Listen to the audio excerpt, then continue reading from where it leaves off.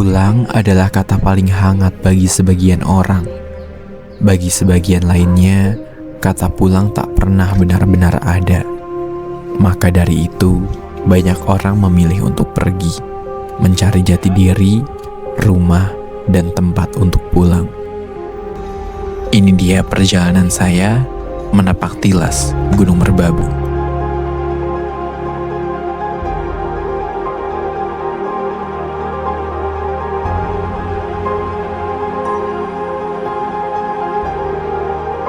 Pagi buta, saya diantar seorang sahabat ke stasiun Pasar Senen. Namanya Raka, kawan masa kecil saya. Sering dibully, mageran, tapi entah kenapa pagi ini ia tepat waktu bangun dan mengantar saya. Nah, sampai jumpa. Terima kasih. Hati-hati. Oke. Di stasiun, saya berjumpa dengan beberapa sahabat lainnya. Ada Pak Ali, biasa dipanggil Father, Kak Mei, biasa dipanggil Mother yang juga istri Pak Ali, dan satu lagi, Mas Reza. Mereka semua adalah kawan Firsa. Kami berangkat ke Jogja berempat, yang lainnya sudah dan memang menetap di Jogja.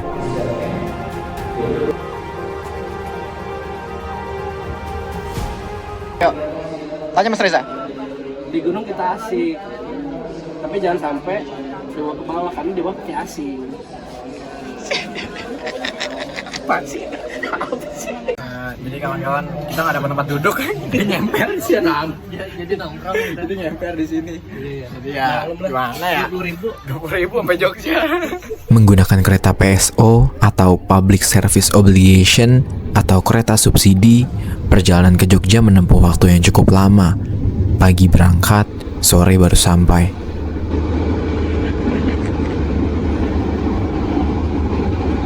Waduh, sampai nyemper banget Pak. Sesampainya di Jogja kami berpisah, menemui urusannya masing-masing terlebih dahulu. Father Mother ke tempat kawannya, saya dijemput Anlin, partner saya, juga Mas Reza pergi berbelanja kebutuhan mendaki terlebih dahulu. Kebutuhan pokok ini yang kelak adalah petaka. Kamu akan tahu kalau menonton sampai habis. Setelah itu kami bertiga makan di nasi goreng yang cukup terkenal di Jogja. Gimana Pak cinta nasi goreng? Belum dicoba nih Pak. Oh ya belum ya. Baru dipotong. Ini adalah nasi goreng Patmanaba. Tuh, nasi goreng apa? Yang tahu ya warga Jogja. Hehe. Ya, ini for the first time. Keesokan harinya, kami berkumpul lagi, bertemu dengan Kak Mega, admin kawan Firsa, dan Adit yang baru sampai pagi ini dari Garut. Rencananya kami berangkat ke base camp nanti malam, setelah konser. Iya, kami akan nonton Bung Firsa Besari perform terlebih dahulu. Saya dan satu kawan masa kuliah, Alvito, pergi ke tempat sewa alat outdoor langganan saya, Silo Outdoor. Alvito seharusnya ikut mendaki, namun ada keadaan yang membuatnya mendadak batal. Walau begitu, ia tetap bertanggung jawab akan mengantar jemput kami. Di Silo Outdoor, saya bertemu Mas Yunus, yang juga pemilik tempat penyewaan. Sejak kuliah, peralatan mendaki saya dan tim selalu didukung Mas Yunus. Sayangnya kami belum pernah mendaki bersama. Kalau sewa alat kesini lah. Nanti ketemu sama Mas Yunus, Silo Outdoor. Motor udah makin gede nih. Dulu kan kecil cuma segini doang. Sekarang, wih, sampai sini makin canggih. Jangan lupa Silo Outdoor. Oke Mas Yunus, terima kasih banyak. Ya, sama-sama Mas ya. Semoga selalu dalam kesuksesan, view-nya indah, semuanya lancar. Amin, mantap, sukses Silo Outdoor. Ih. Selepas mengambil peralatan, Alvito mengantar saya ke venue konser dan berjanji akan menjemput kami lagi nanti malam di kos Anlin. Saya dan kawan Firsa lainnya menghabiskan waktu bersenang-sendu bersama Bung Firsa di panggung. Kemudian bergegas ke kos Anlin untuk segera bersiap berangkat supaya tidak terlalu larut.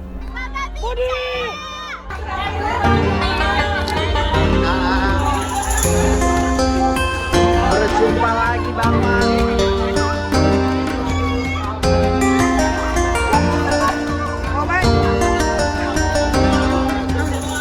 Di kos Anlin, sudah menunggu Lala, teman kuliah Anlin, dan Kak Nista yang baru saja berkenalan dari sosial media. Kita mau ATM ke basecamp. Ada juga Erina, teman kuliah Anlin pula. Setelah semuanya siap, Kami berdoa kemudian berangkat. Alangkah baiknya kita berdoa agar diberi kelancaran dan kemudahan sampai ke base camp. Berdoa dimulai.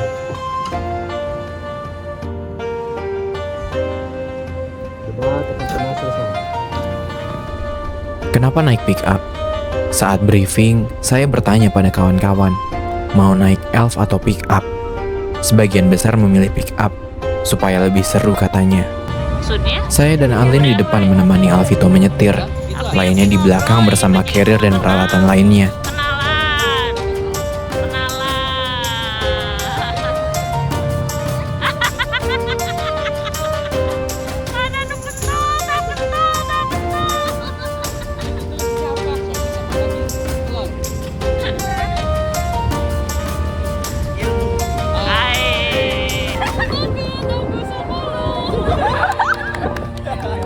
Ayo, ABC 5 ada kurangin gak sih? Aku kurangin sih, Lala gak dikurangin. Kami tiba di base camp jam 1 dini hari, terlambat 2 jam dari rencana kami. Maklum, bagi kami yang kawan Virsa, perihal Virsa Besari sangat sulit dilewati. Oh iya, ini kali ke-10 saya ke Merbabu, dan setiap lewat jalur Tekelan, selalu istirahat di tempat Pak Randy. Sudah seperti bapak sendiri kalau kesini. Ini dia Mas Arya. Apa kabar? Mana Bapak Mas? Bapak, Gak usah dipanggil biar aja. Tidur. Kok tidur Pak? Saya baru lihat Bapak tidur pertama kali. Saya baru lihat pertama kali Bapak tidur. Udah habis ilmunya.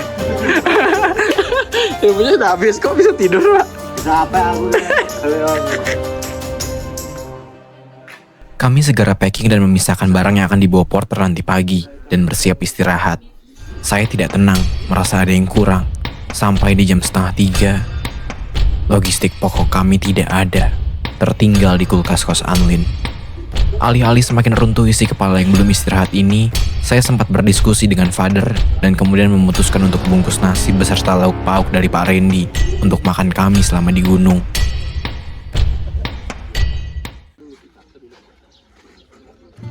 Jam 7 pagi, kami bersiap dan berdoa sebelum memulai pendakian.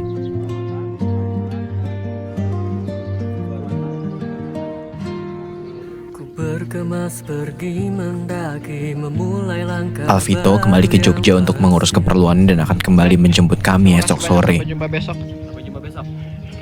Oke. Oke. Makasih banyak ya. Hati-hati di jalan. Hati kalian. Oke, sip.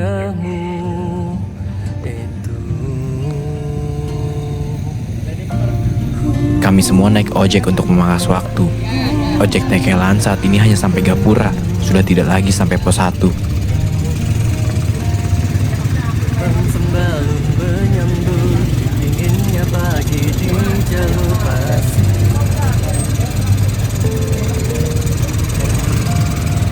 Perbincangan sederhana, kala itu terasa istimewa.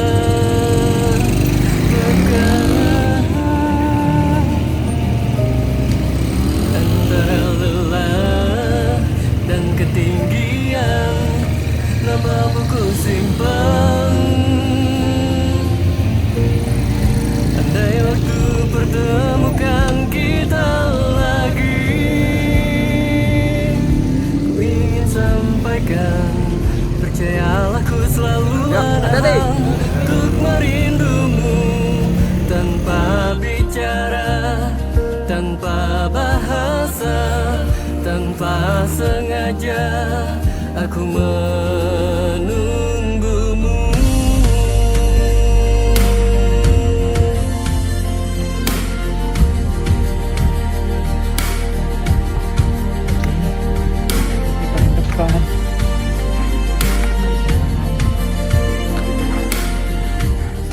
Jam dari turunnya ojek kita sampai di pos 1. Dulu ojek bisa sampai sini, tapi sekarang cuma sampai pintu rimba tadi.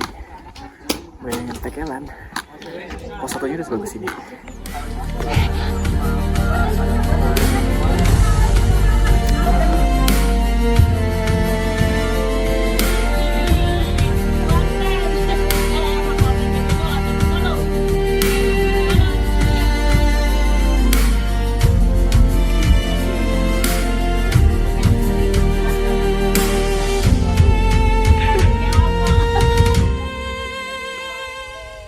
Kok ada yang beda sampai sini, Kak?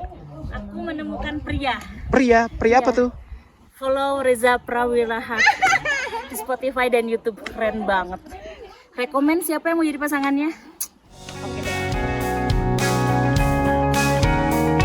Dari pos 1, kami melanjutkan perjalanan memasuki vegetasi yang lebih lebat. Coba lagi, kenapa? Kiri idaman. Saya cuma semoga bisa beli. Amin. Ini maksudnya? Ya ini. Saya cuma bisa berkata Wen ya.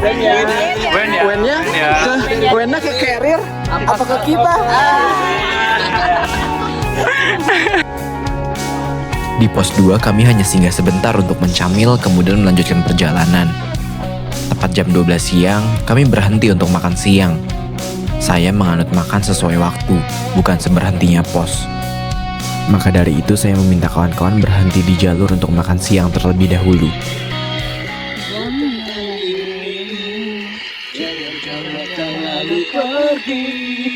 Jadikan aku satu-satunya.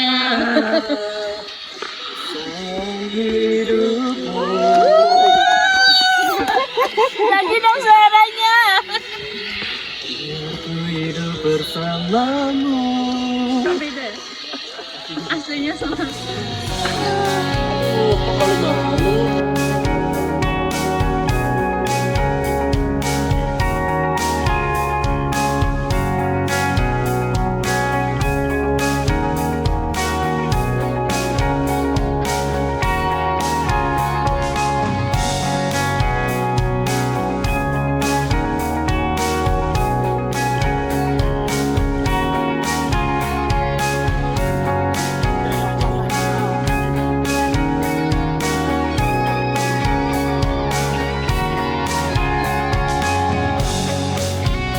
Estimasi saya paling lambat sampai area camp di pos pemancar adalah pukul 5 sore. Harapannya adalah dapat momen sunset dan sunrise esok pagi di Pelawangan Tekelan. Namun kalau tidak pun tidak dipaksakan. Perlahan asal selamat saja. Kami tiba di puncak 1 Watu Gubuk pukul 4 sore. Bersuah foto dan menikmati magisnya lanskap merbabu.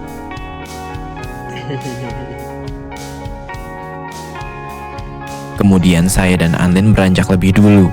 Di Watu Gubuk, Mas Reza memberikan hatinya musabab sudah habis baterainya. Di luar dugaan, tapi saya rasa aman saja karena tinggal sedikit lagi sampai pos pemancar. Hari semakin temaram, senja menghiasi di kejauhan.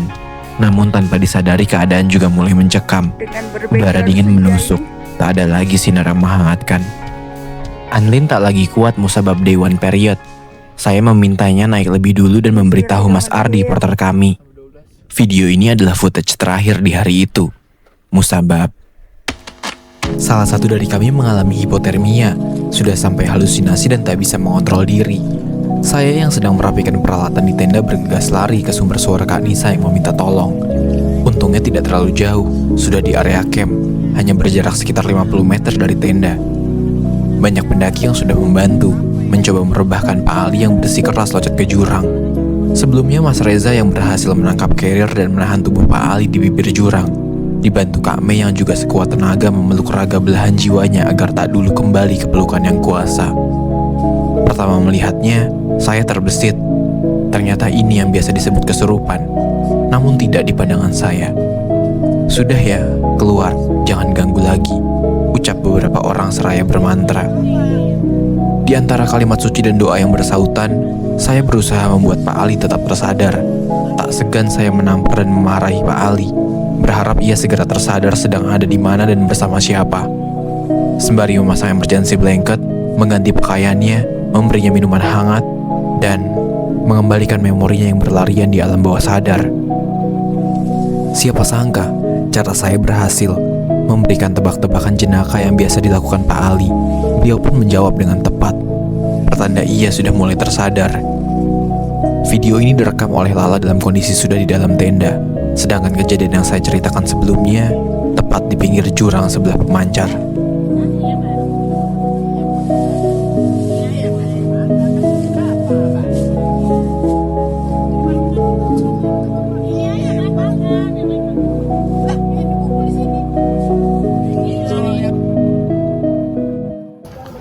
Ya, halo kawan-kawan.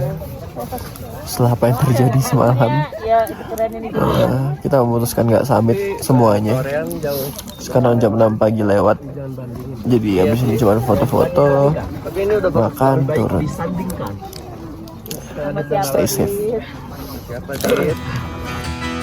Tekelan tidak pernah gagal.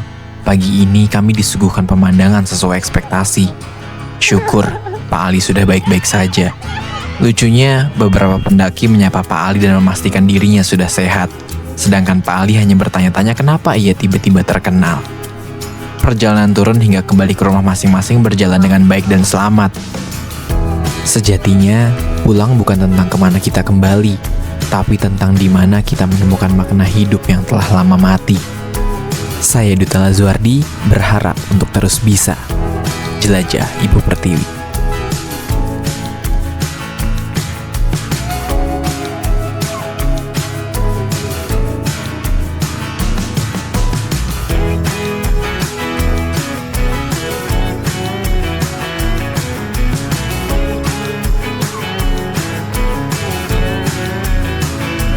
Sudah. Enggak, bilangin ke Mega daftarin jadi porter Sindoro.